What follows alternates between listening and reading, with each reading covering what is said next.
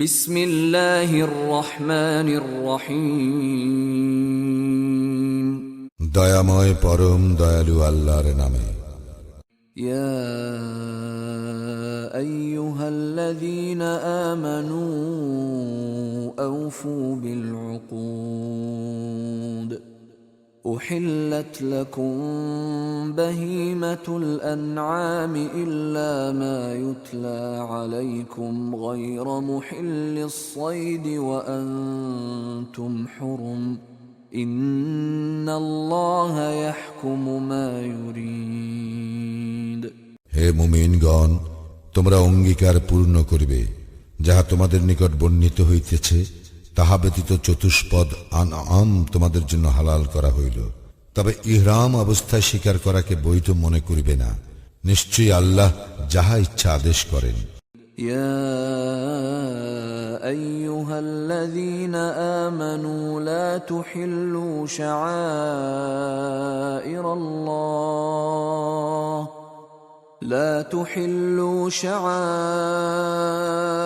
الله ولا الشهر الحرام ولا الهدي ولا القلائد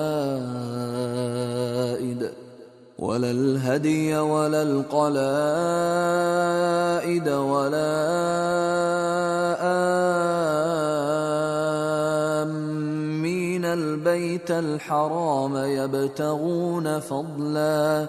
يبتغون فضلا من ربهم ورضوانا وإذا حللتم فاصطادوا ولا يجرمنكم شنآن قوم أن صدوكم عن المسجد الحرام أن تعتدوا وتعاونوا على البر والتقوى ولا تعاونوا على الإثم والعدوان واتقوا الله إن الله شديد العقاب।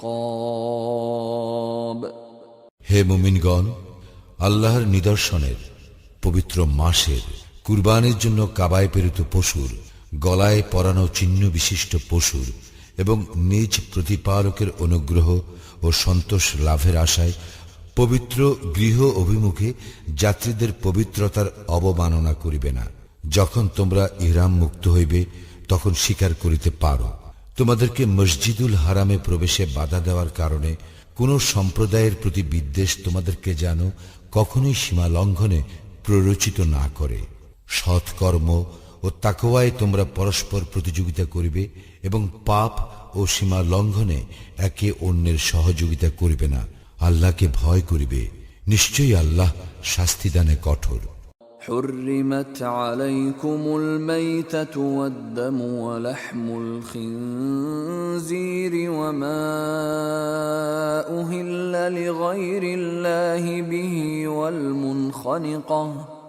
والمنخنقة والموقوذة والمتردية والنطيحة وما أكل السبع إلا ما ذكيتم وما ذبح على النصب وأن تستقسموا بالأزلام ذلكم فسق اليوم يئس الذين كفروا من دينكم فلا تخشوهم واخشون اليوم أكملت لكم دينكم وأتممت عليكم نعمتي ورضيت لكم الإسلام دينا فمن اضطر في مخمصة غير متجانف لإثم فإن الله غفور رحيم।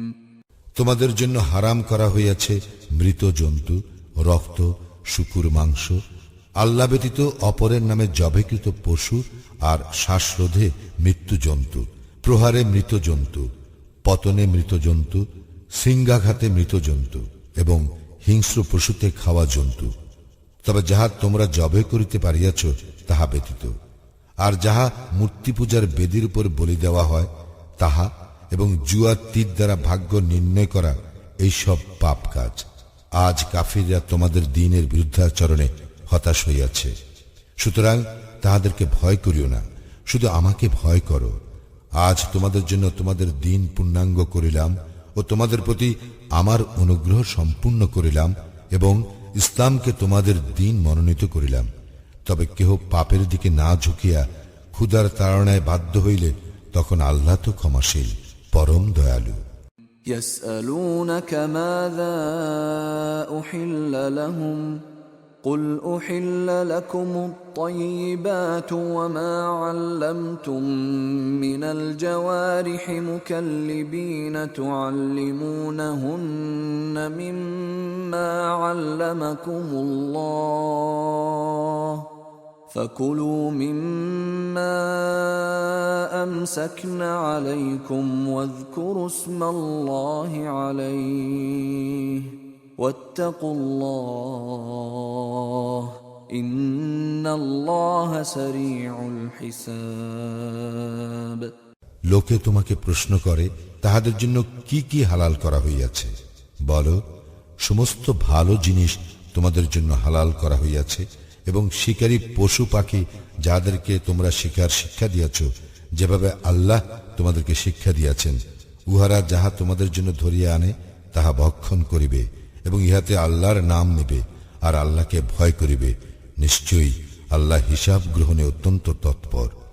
اليوم أحل لكم الطيبات وطعام الذين أوتوا الكتاب حل لكم وطعامكم حل لهم والمحصنات من المؤمنات والمحصنات من الذين أوتوا الكتاب من قبلكم والمحصنات من الذين أوتوا الكتاب من قبلكم إذا آتيتموهن أجورهن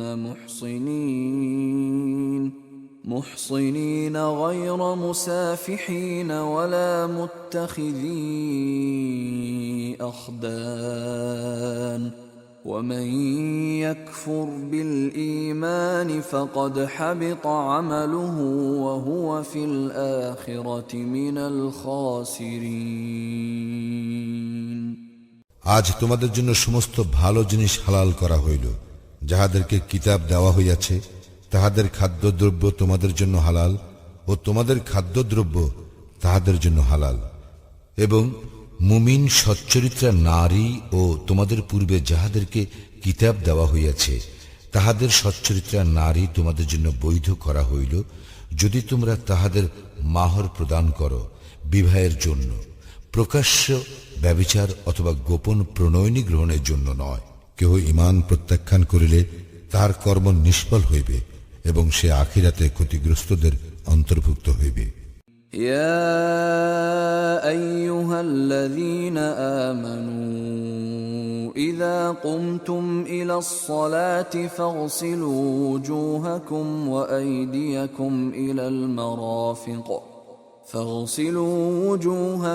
وأيديكم إلى المرافق وامسحوا برؤوسكم وأرجلكم إلى الكعبين وإن كنتم جنبا فاطهروا وإن كنتم مرضى أو على سفر أو جاء أحد منكم من الغائط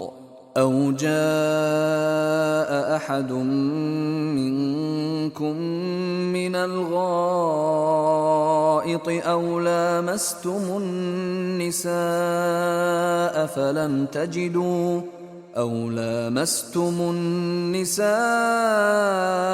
فلم تجدوا ماء فتيمموا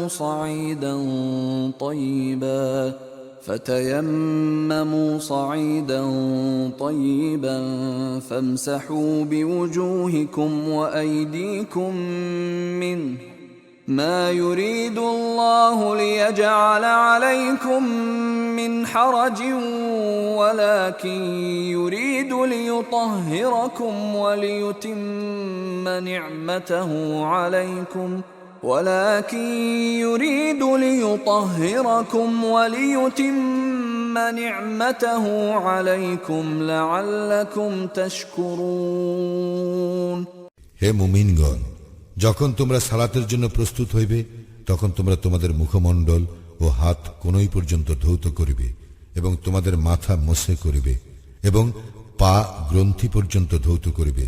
যদি তোমরা অপবিত্র থাকো তবে বিশেষভাবে পবিত্র হইবে। তোমরা যদি পীড়িত হও অথবা সফরে থাকো অথবা তোমাদের কেহ শৌচস্থান হইতে আসে অথবা তোমরা স্ত্রীর সঙ্গে সঙ্গত হও এবং পানি না পাও, তবে পবিত্র মাটি দ্বারা তায়াম্মুম করিবে এবং উহা দ্বারা তোমাদের মুখমণ্ডল ও হাত মোছে করিবে। আল্লাহ তোমাদেরকে কষ্ট দিতে চান না, বরং তিনি তোমাদেরকে পবিত্র করিতে চান ও তোমাদের প্রতি তাহার অনুগ্রহ সম্পূর্ণ করিতে চান, যাতে তোমরা কৃতজ্ঞতা জ্ঞাপন করো। واذكروا نعمة الله عليكم وميثاقه الذي واثقكم به إذ قلتم سمعنا وأطعنا واتقوا الله إن الله عليم بذات الصدور স্মরণ করো তোমাদের প্রতি আল্লাহর অনুগ্রহ এবং যে অঙ্গীকারে তিনি তোমাদেরকে আবদ্ধ করিয়াছিলেন তাহা, যখন তোমরা বলিয়াছিলে শ্রবণ করিলাম ও মান্য করিলাম এবং আল্লাহকে ভয় করো। অন্তরে যাহা আছে সে সম্বন্ধে আল্লাহ তো সবিশেষ অবহিত। ইয়া আইয়ুহাল্লাযীনা আমানু কুনু কওয়ামিনা লিল্লাহি শুহাদাআ বিল কিসত ولا يجرمنكم شنآن قوم على ألا تعدلوا اعدلوا هو أقرب للتقوى واتقوا الله إن الله خبير بما تعملون হে মুমিনগণ, আল্লাহর উদ্দেশ্যে ন্যায় সাক্ষ্যদানে তোমরা অবিচল থাকিবে। কোন সম্প্রদায়ের প্রতি বিদ্বেষ তোমাদেরকে যেন কখনো সুবিচার বর্জনে প্ররোচিত না করে। সুবিচার করিবে ইহা তাকওয়ার নিকটতর এবং আল্লাহকে ভয় করিবে। তোমরা যাহা করো নিশ্চয়ই আল্লাহ তাহার সম্যক খবর রাখেন। وعد الله الذين آمنوا وعملوا الصالحات لهم مغفرة وأجر عظيم যাহারা ঈমান আনে ও সৎ কাজ করে আল্লাহ তাহাদেরকে প্রতিশ্রুতি দিয়াছেন, তাহাদের জন্য ক্ষমা এবং মহা পুরস্কার আছে। والذين كفروا وكذبوا بآياتنا أولئك أصحاب الجحيم যারা কুফরি করে এবং আমার আয়াতকে মিথ্যা জ্ঞান করে তাহারা প্রজ্বলিত অগ্নির অধিবাসী। يا أيها الذين آمنوا اذكروا نعمة الله عليكم إذ هم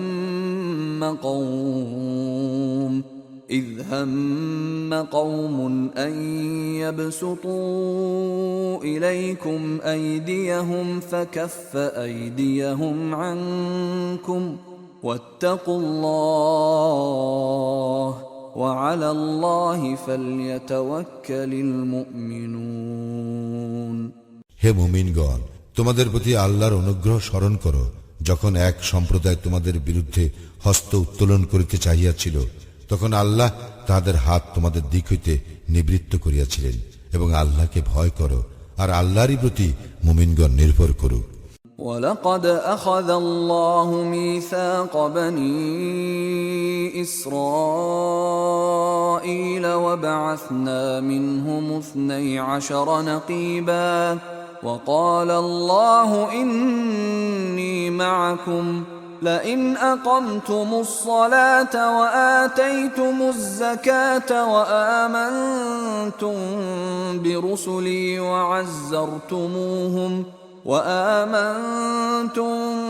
برسلي وعزرتموهم وأقرضتم الله قرضا حسنا لأكفرن عنكم سيئاتكم ولأدخلنكم جنات ولأدخلنكم جنات تجري من تحتها الأنهار فمن كفر بعد ذلك منكم فقد ضل سواء السبيل আর আল্লাহ তো বনি ইসরায়েলের অঙ্গীকার গ্রহণ করিয়াছিলেন এবং তাহাদের মধ্য হইতে 12 জন নেতা নিযুক্ত করিয়াছিলাম। আর আল্লাহ বলিয়াছিলেন, আমি তোমাদের সঙ্গে আছি। তোমরা যদি সালাত কায়েম করো, জাকাত দাও, আমার রাসূলগণের প্রতি ঈমান আনো ও তাহাদেরকে সম্মান করো এবং আল্লাহকে উত্তম ঋণ প্রদান করো, তবে তোমাদের পাপ অবশ্যই মোচন করিব এবং নিশ্চয় তোমাদেরকে দাখিল করিব জান্নাতে, যাহার পাদদেশে নদী প্রবাহিত। ইহার পরও কেহ কুফরি করিলে সে তো সরল পথ হারাইবে।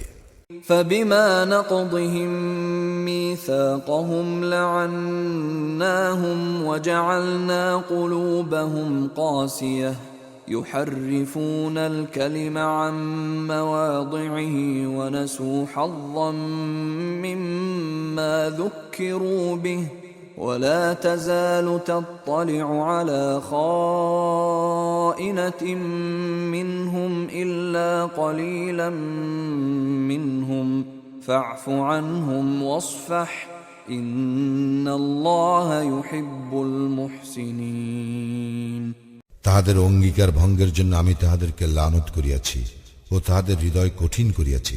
তাহারা শব্দগুলির আসল অর্থ বিকৃত করে এবং তাহারা যাহা উপদিষ্ট হইয়াছিল উহার এক অংশ ভুলিয়া গিয়াছে। তুমি সর্বদা উহাদের অল্প সংখ্যক ব্যতীত সকলকেই বিশ্বাসঘাতকতা করিতে দেখিতে পাইবে। সুতরাং উহাদেরকে ক্ষমা করো ও উপেক্ষা করো, নিশ্চয়ই আল্লাহ সৎকর্মপরায়ণদেরকে ভালোবাসেন। ومن الذين قالوا إنا نصارى أخذنا ميثاقهم فنسوا حظا مما ذكروا به فأغرينا بينهم العداوة والبغضاء إلى يوم القيامة وسوف ينبئهم الله بما كانوا يصنعون যাহারা বলে আমরা খ্রিস্টান, তাহাদেরও অঙ্গীকার গ্রহণ করিয়াছিলাম, কিন্তু তাহারা যাহা উপদিষ্ট হইয়াছিল তাহার এক অংশ ভুলিয়া গিয়াছে। সুতরাং আমি তাহাদের মধ্যে কিয়ামত পর্যন্ত স্থায়ী শত্রুতা ও বিদ্বেষ জাগরুক রাখিয়াছি। তাহারা যাহা করিত আল্লাহ তাহাদেরকে অচিরেই তাহা জানাইয়া দিবেন। يا أهل الكتاب قد جاءكم رسولنا يبين لكم كثيرا مما كنتم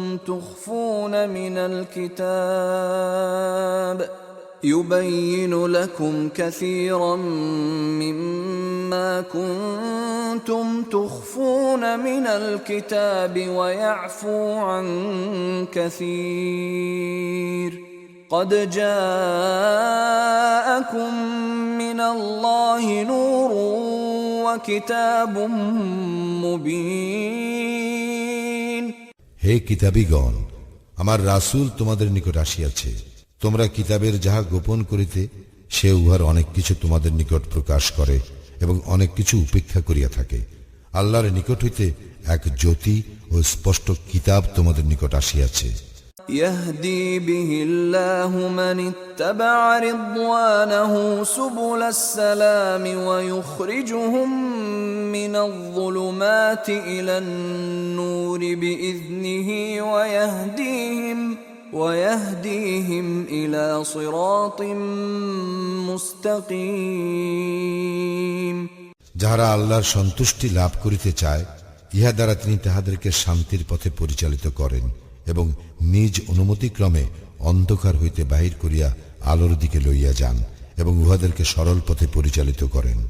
لقد كفر الذين قالوا إن الله هو المسيح ابن مريم قل فمن يملك من الله شيئا إن أراد أن يهلك المسيح ابن مريم وأمه ومن في الأرض جميعا ولله ملك السماوات والأرض وما بينهما يخلق ما يشاء والله على كل شيء قدير। যাহারা বলে মারিয়াম তনয় মসিহ আল্লাহ, তাহারা তো কুফরি করিয়াছেই। বল, আল্লাহ মারিয়াম তনয় মসিহ তাহার মাতা এবং দুনিয়ার সকলকে যদি ধ্বংস করিতে ইচ্ছা করেন তবে তাহাকে বাধা দিবার শক্তি কাহার আছে? আসমান ও জমিনের এবং ইহাদের মধ্যে যাহা কিছু আছে তাহার সার্বভৌমত্ব আল্লাহরই। তিনি যাহা ইচ্ছা সৃষ্টি করেন এবং আল্লাহ সর্ববিষয়ে সর্বশক্তিমান। وقالت اليهود والنصارى نحن أبناء الله وأحباؤه قل فلم يعذبكم بذنوبكم بل أنتم بشر ممن خلق يغفر لمن يشاء ويعذب من يشاء ولله ملك السماوات والأرض وما بينهما وإليه المصير। ইয়াহুদী ও খ্রিস্টানগণ বলে আমরা আল্লাহর পুত্র ও তাহার প্রিয়। বল, তবে কেন তিনি তোমাদের পাপের জন্য তোমাদেরকে শাস্তি দেন? না, তোমরা মানুষ তাহাদেরই মতো যাহাদেরকে আল্লাহ সৃষ্টি করিয়াছেন। যাহাকে ইচ্ছা তিনি ক্ষমা করেন এবং যাহাকে ইচ্ছা তিনি শাস্তি দেন। আসমান ও জমিনের এবং ইহাদের মধ্যে যাহা কিছু আছে তাহার সার্বভৌমত্ব আল্লাহরই, আর প্রত্যাবর্তন তাহারই দিকে। يا أهل الكتاب قد جاءكم رسولنا يبين لكم على فترة من الرسل أن تقولوا ما جاءنا من بشير ولا نذير فقد جاءكم بشير ونذير والله على كل شيء قدير। হে কিতাবীগণ, রাসূল প্রেরণে বিরতির পর আমার রাসূল তোমাদের নিকট আসিয়াছে। সে তোমাদের নিকট স্পষ্ট ব্যাখ্যা করিতেছে, যাহাতে তোমরা বলিতে না পারো কোন সুসংবাদবাহী ও সতর্ককারী আমাদের নিকট আসে নাই। এখন তো তোমাদের নিকট একজন সুসংবাদদাতা ও সতর্ককারী আসিয়াছে। আল্লাহ সর্ববিষয়ে সর্বশক্তিমান। وَإِذْ قَالَ مُوسَى لِقَوْمِهِ يَا قَوْمِ اذْكُرُوا نِعْمَةَ اللَّهِ عَلَيْكُمْ إِذْ جَعَلَ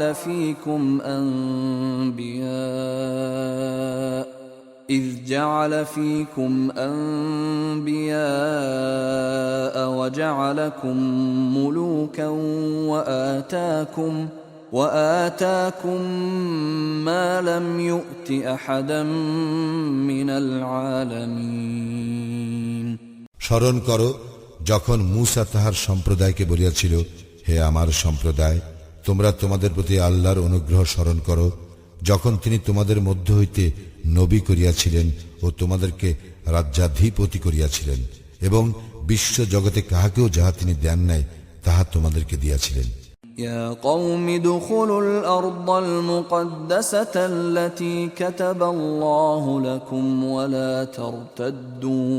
ولا ترتدوا على أدباركم فتنقلبوا خاسرين। হে আমার সম্প্রদায়, আল্লাহ তোমাদের জন্য যে পবিত্র ভূমি নির্দিষ্ট করিয়াছেন তাহাতে তোমরা প্রবেশ করো এবং পশ্চাৎ অপসরণ করিও না, করিলে তোমরা ক্ষতিগ্রস্ত হইয়া পড়িবে। قالوا يا موسى إن فيها قوما جبارين وإنا لن ندخلها وإنا لن ندخلها حتى يخرجوا منها فإن يخرجوا منها فإنا داخلون তাহারা বলিল, হে মূসা, সেখানে এক দুর্দান্ত সম্প্রদায় রহিয়াছে এবং তাহারা সেই স্থান হইতে বাহিরে না হওয়া পর্যন্ত আমরা কখনোই সেখানে কিছুতেই প্রবেশ করিব না। তাহারা সেই স্থান হইতে বাহির হইয়া গেলেই আমরা প্রবেশ করিব।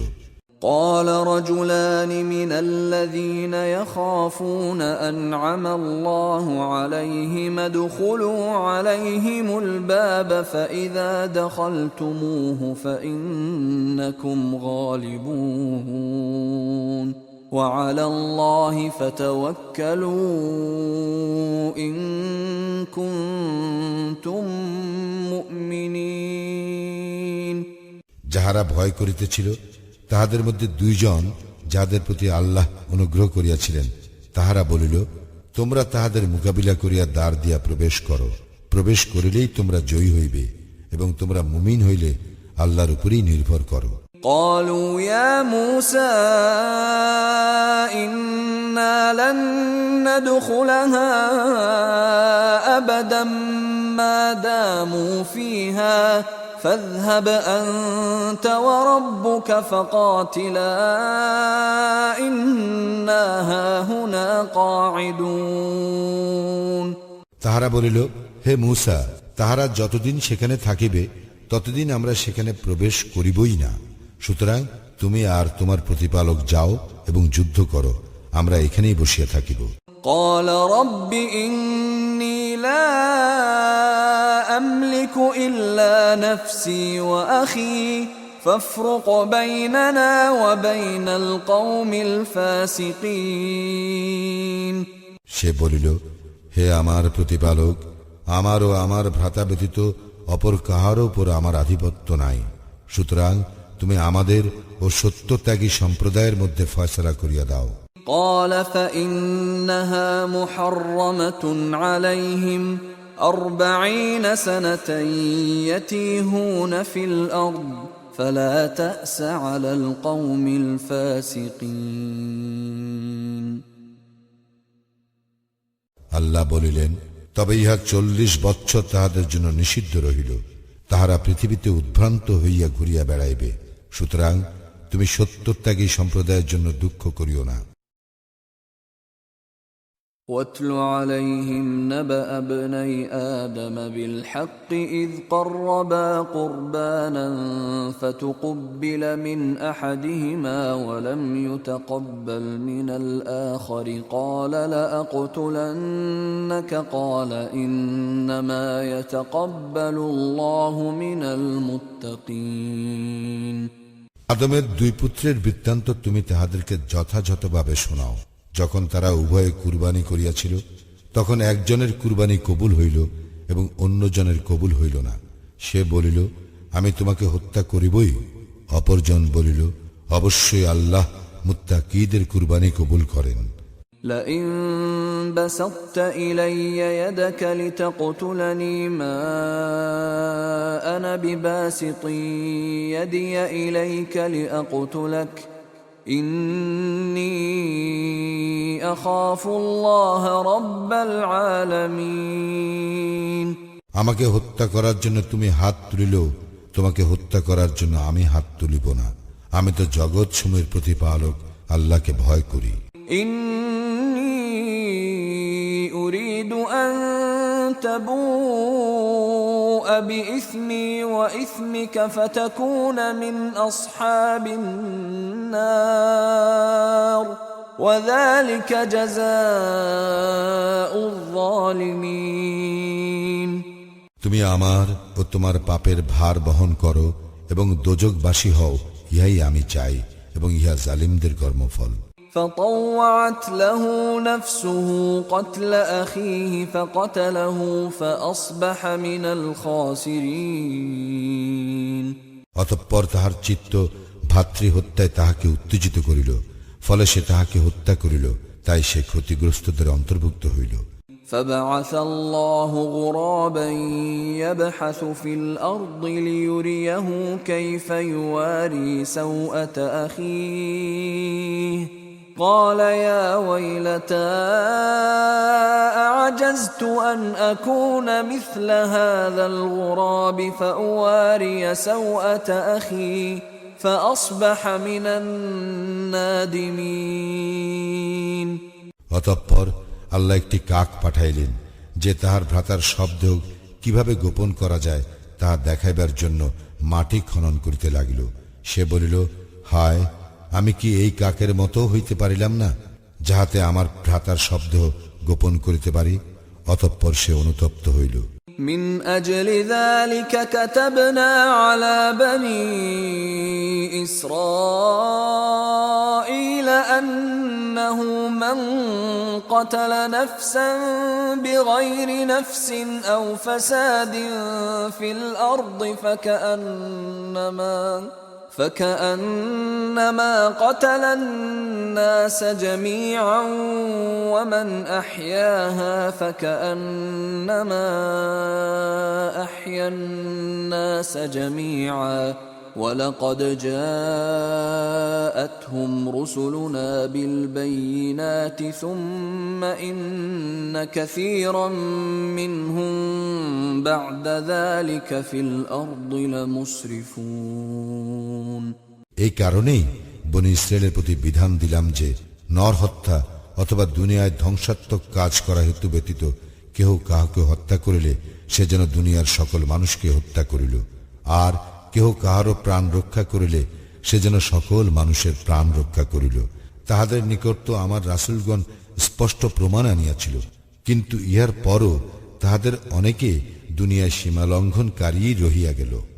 إنما جزاء الذين يحاربون الله ورسوله ويسعون في الأرض فسادا أن يقتلوا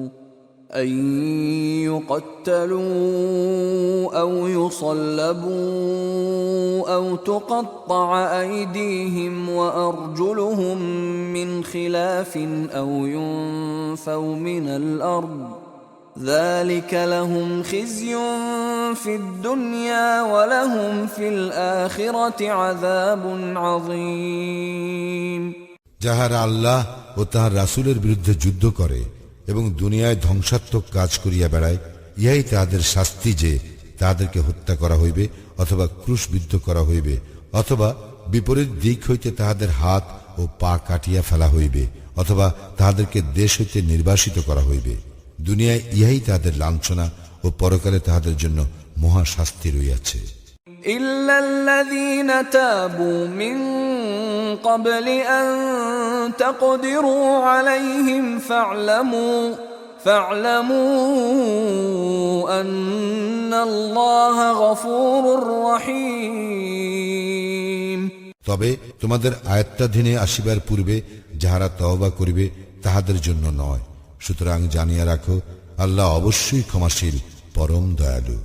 يا أيها الذين آمنوا اتقوا الله وابتغوا إليه الوسيلة وجاهدوا في سبيله لعلكم تفلحون হে মুমিনগণ, আল্লাহকে ভয় করো, তাহার নৈকট্য লাভের উপায় অন্বেষণ করো ও তাহার পথে সংগ্রাম করো, যাহাতে তোমরা সফল কাম হইতে পারো। إن الذين كفروا لو أن لهم ما في الأرض جميعا ومثله معه ليفتدوا به من عذاب يوم القيامة ما تقبل منهم ولهم عذاب أليم যাহারা কুফরি করিয়াছে, কিয়ামতের দিন শাস্তি হইতে মুক্তির জন্য পণ স্বরূপ দুনিয়ায় যাহা কিছু আছে, যদি তাহাদের তাহার সমস্তই থাকে এবং তাহার সঙ্গে সমপরিমাণ আরও থাকে, তবুও তাহাদের নিকট হইতে তাহা গৃহীত হইবে না এবং তাহাদের জন্য মর্মন্তুর শাস্তি রহিয়াছে। يريدون أن يخرجوا من النار وما هم خارجين منها ولهم عذاب مقيم তারা দোজখ হইতে বাহির হইতে চাইবে, কিন্তু তাহারা উহা হইতে বাহির হইবার নয়, এবং তাহাদের জন্য স্থায়ী শাস্তি রইয়াছে। والسارق والسارقة فاقطعوا أيديهما جزاء بما كسبا نكالا من الله والله عزيز حكيم পুরুষ চোর এবং নারী চোর, তাহাদের হস্তচ্ছেদন কর, ইহা তাহাদের কৃতকর্মের ফল, এবং আল্লাহর পক্ষ হইতে দৃষ্টান্তমূলক দণ্ড। আল্লাহ পরাক্রমশালী, প্রজ্ঞাময়। فمن تاب من بعد ظلمه وأصلح فإن الله يتوب عليه إن الله غفور رحيم কিন্তু সীমা লঙ্ঘন করার পর কেহ তওবা করিলে ও নিজেকে সংশোধন করিলে অবশ্যই আল্লাহ তাহার তওবা কবুল করিবেন। আল্লাহ তো ক্ষমাশীল, পরম দয়ালু। ألم تعلم أن الله له ملك السماوات والأرض يعذب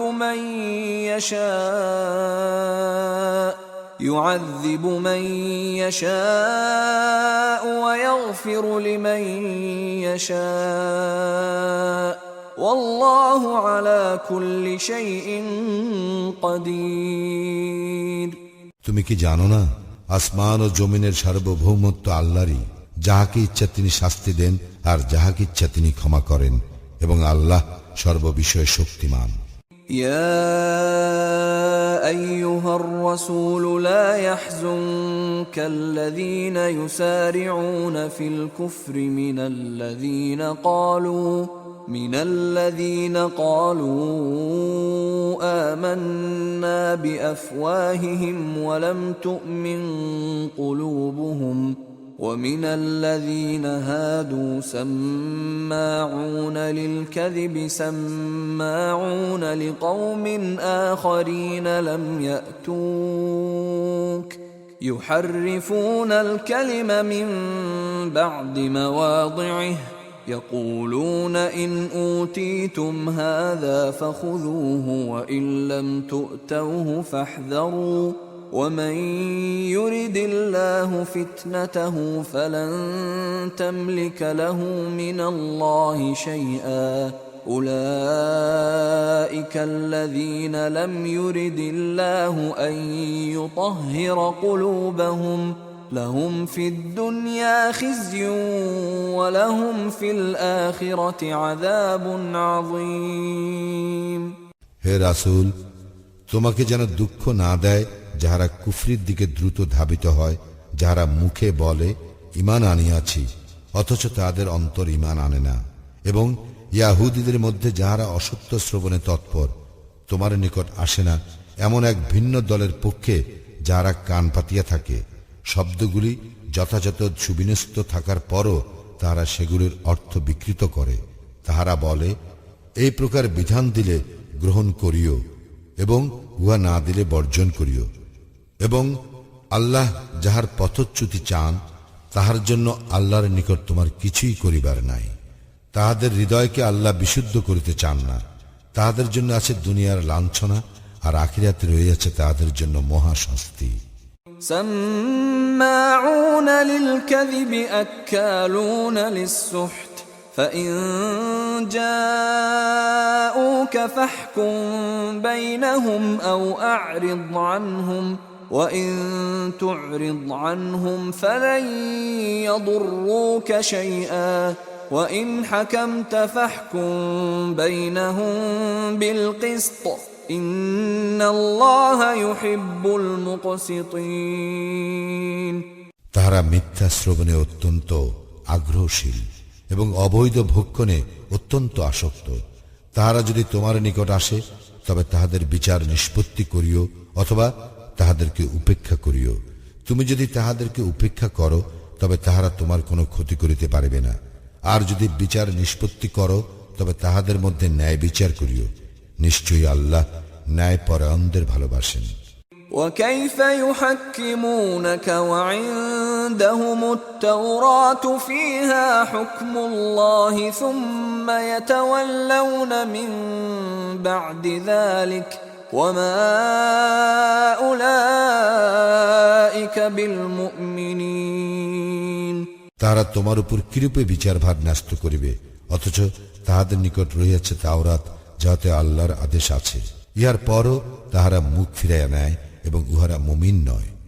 ইন্না আনজালনা আত-তাওরাতা ফীহা হুদান ওয়া নূর ইয়াহকুমু বিহান-নাবিয়্যুনা আল্লাযীনা আসলামু লিল্লাযীনা হাদু ওয়ার-রাব্বানিয়্যুনা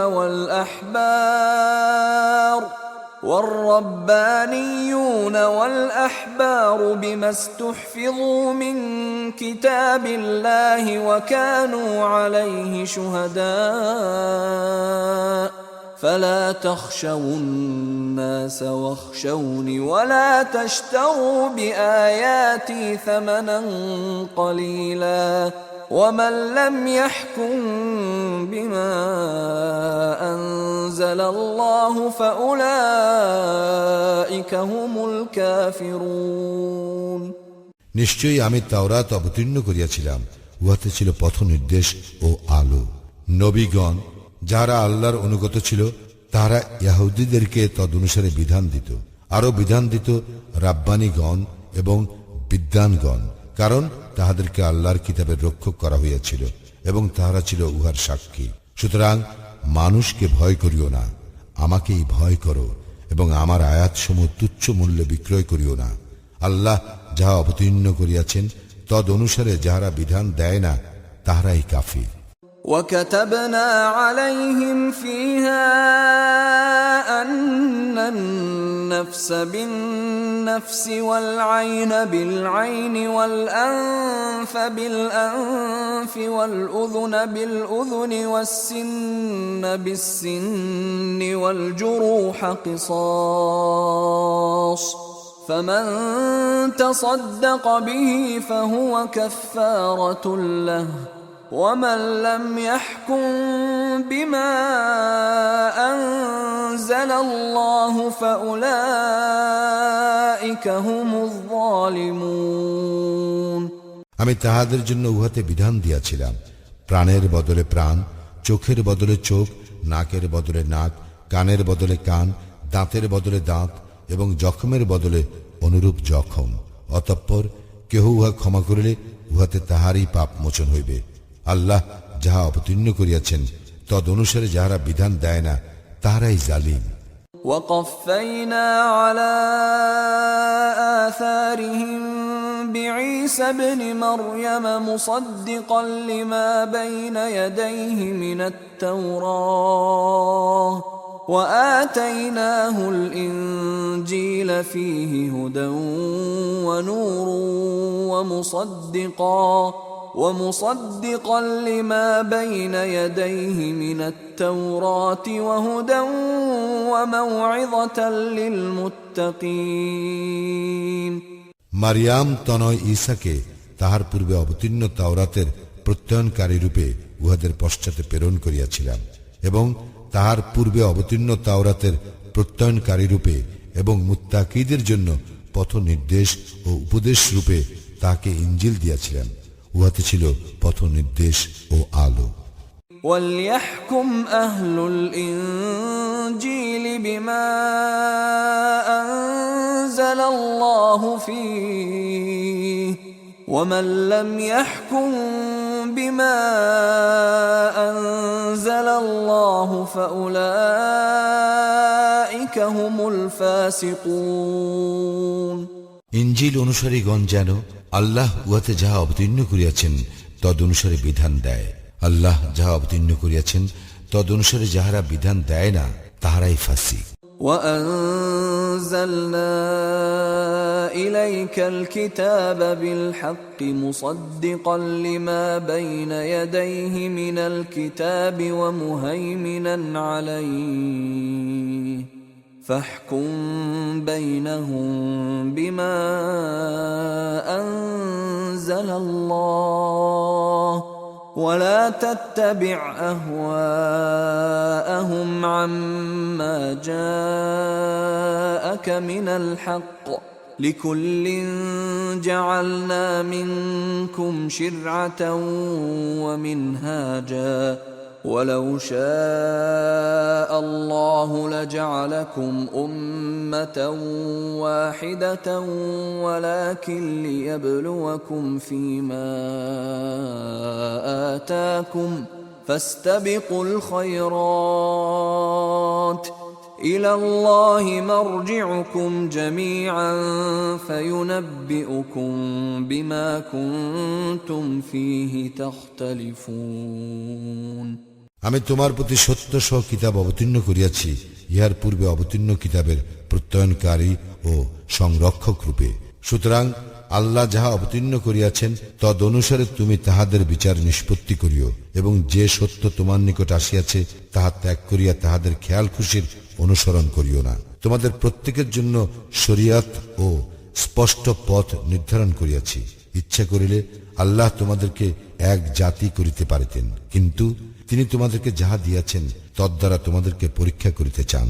সুতরাং সৎকর্মে তোমরা প্রতিযোগিতা করো, আল্লাহর দিকেই তোমাদের সকলের প্রত্যাবর্তন। অতঃপর তোমরা যে বিষয়ে মতভেদ করিতেছিলে সে সম্বন্ধে তিনি তোমাদেরকে অবহিত করিবেন। وأنحكم بينهم بما أنزل الله ولا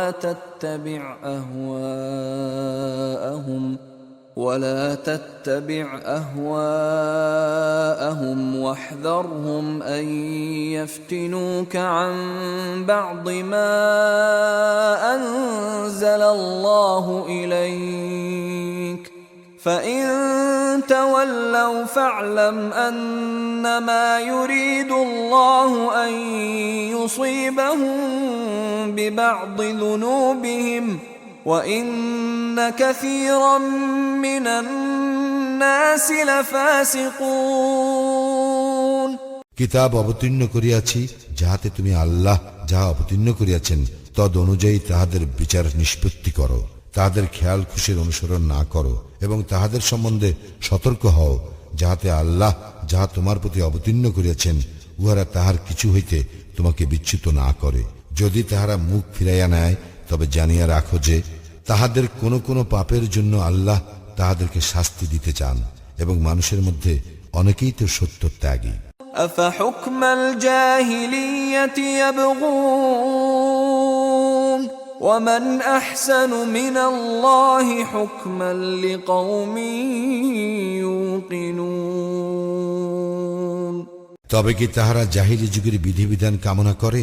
নিশ্চিত বিশ্বাসী সম্প্রদায়ের জন্য বিধান দানে আল্লাহ অপেক্ষা কে শ্রেষ্ঠতর?